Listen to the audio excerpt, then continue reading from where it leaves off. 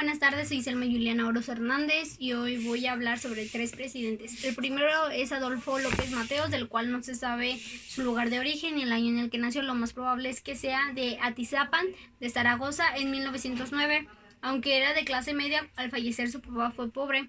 A él le gustaba mucho la oratoria y era muy bueno en eso, entonces se quería inscribir a un concurso en el cual no podía participar por su edad. Lo que hizo fue falsificar su acta de nacimiento y así aumentarse la edad y para que lo aceptaran. Al participar, los políticos vieron que era muy bueno al expresarse y lo mandaron a llamar para la campaña de José Vasconcelos, en la cual aceptó y fue partícipe. Fue abogado en 1934, se graduó de la UNAM, fue tutor político de Favela, secretario de Trabajo y Previsión Social en 1952.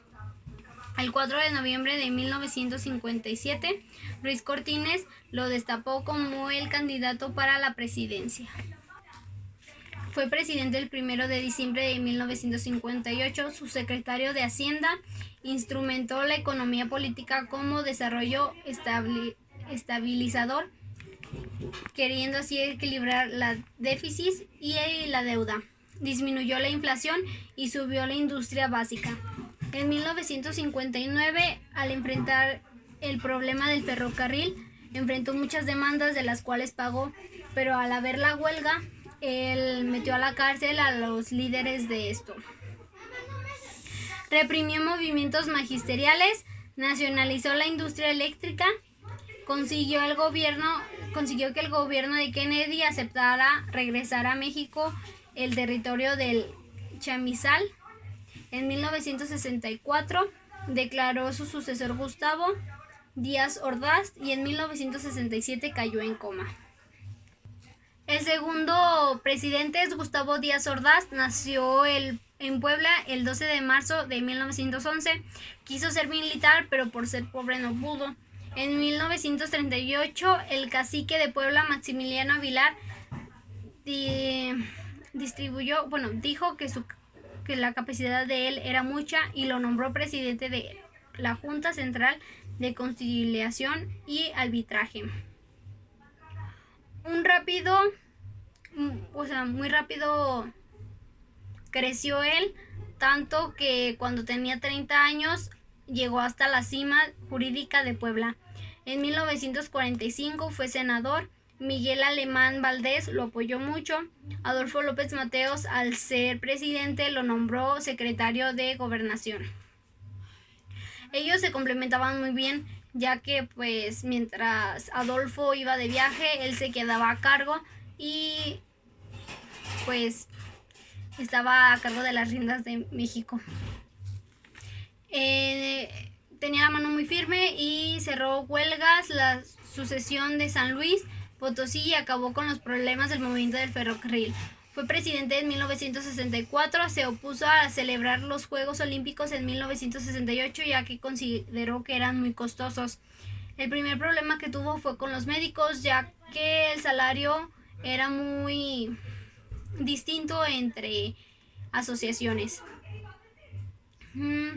El Diario de México publicó dos imágenes, en la cual una eran unos changos y en la otra él estaba estrechando la mano. Hubo la equivocación de imprenta en la que la imagen de él decía se enriquece el zoológico, y entonces una semana después cerró el periódico. Las protestas estudiantiles fueron reprimidas y en 1968 las manifestaciones se salieron de control.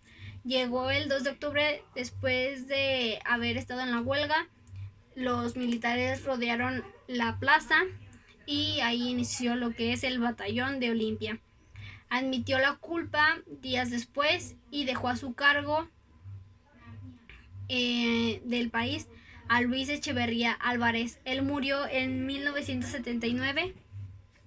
El tercer presidente es Luis Echeverría Álvarez. Nació el 17 de enero de 1922 en la Ciudad de México. Soñaba con el poder. En 1945 se recibió abogado, comenzó la carrera política en 1946.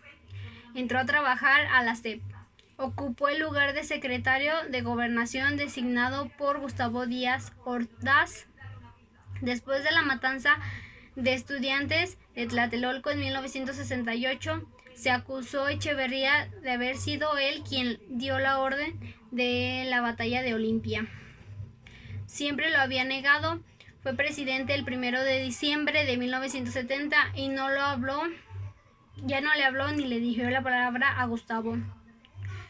Se desató la guerra sucia, hizo crecer la deuda hasta el límite y apoyaba mucho la inflación. El gobierno perdió el rumbo con la economía, pedía que la empresa de Coca-Cola le diera la fórmula y no lo hizo, y también quería recibir el Premio Nobel de la Paz. Devaluó el peso de 12.50 a 22, lo que hizo que triplicara la deuda externa hasta el triple.